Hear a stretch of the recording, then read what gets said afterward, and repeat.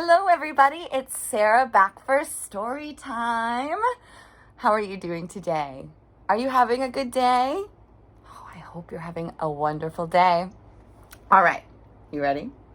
Today's story is called The Dragon Machine. Oh my goodness, I love dragons. It's written by Helen Ward and illustrated by Wayne Anderson. Let's take a look inside and find out what happens. Here we go. Wow. Oh, what's that? That looks like the tail of a dragon. Oh, look out that window. What's happening out that window? It looks a little rainy.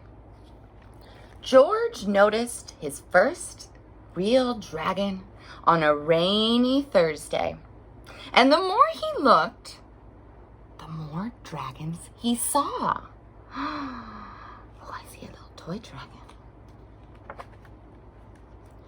Ignored and overlooked, the dragons went unnoticed. Just like George. Oh my goodness. I'm going to need to bring this closer so you can really take a look at the picture. See if you can find any dragon tails, dragon noses, maybe some dragon claws in the picture hiding around. Dragons perched on the telephone wires and lurked in the trash cans. Look, there they are. They chased butterflies through the tulips. They teased the cat. They sank the water lilies in the pond. George fed them stale cookies and smelly cheese. Oh my goodness. They are getting up to so much. And that's when the trouble began. Oh no! Oh no! The dragons followed George everywhere.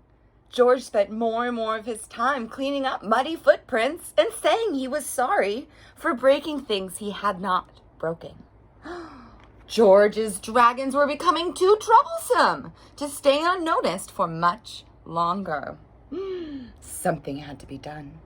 George went in search of some advice. Uh-oh. The dragons followed George to the library. Can you imagine if there were dragons in our school library? Look at, he stacked so many books up on his head. He consulted the Encyclopedia of Dragons. Oh, there were dire warnings. Never feed a dragon. Never let a dragon into your home. Uh-oh. Too late, thought George. There were also tragic tales of dragons discovered and captured. And then he found a map of the place where dragons belonged. It was a great wilderness, ignored and overlooked and safe. But George knew he would have to show them the way. George drew plans for a machine. The machine had a beginning, a middle, and a tail end. Looks like he's making some sort of dragon machine. It had lots of pipes and pulleys and beautiful strong wings. George hammered in the last nail. He packed cookies and smelly cheese and then climbed up into the cockpit. Look at what he's built.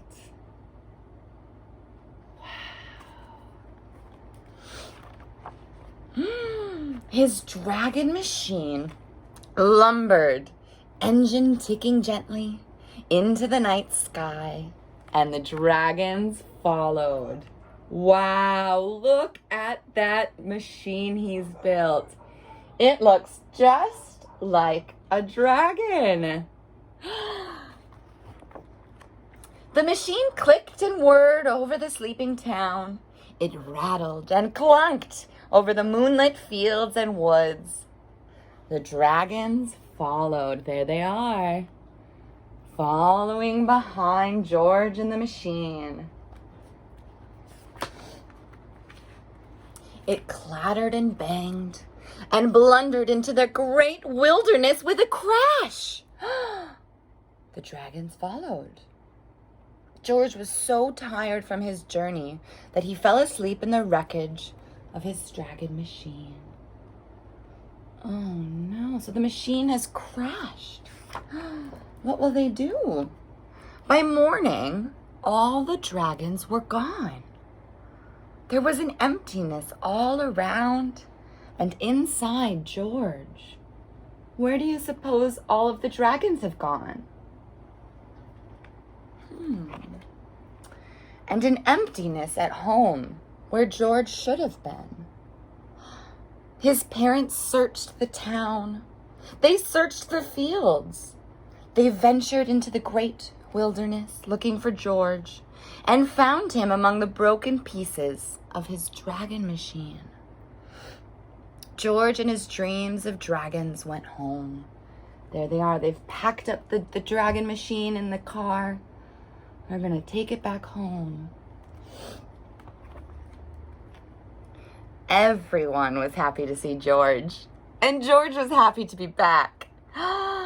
He was no longer ignored or overlooked. Look at that birthday cake. Wow, happy birthday, George. His parents baked a huge cake to celebrate. Oh, it's not his birthday. They're just happy to see him. They baked a cake to celebrate his return and even gave him a dog as a present. George was the only one who noticed something unusual about his dog. Let's look a little bit closer at that dog. Do you notice anything unusual about it? Take a look at its tail and its back. I'm not sure I've ever seen a dog that looks like that. Have you? And George loved him all the more. Oh, it's a bit like a dragon dog. The end. Wow. That was such an incredible machine, that dragon machine that George built. I want to build a dragon machine. How much fun would that be? That would be amazing. Thank you guys so much for listening to today's story. We'll see you soon. Bye-bye.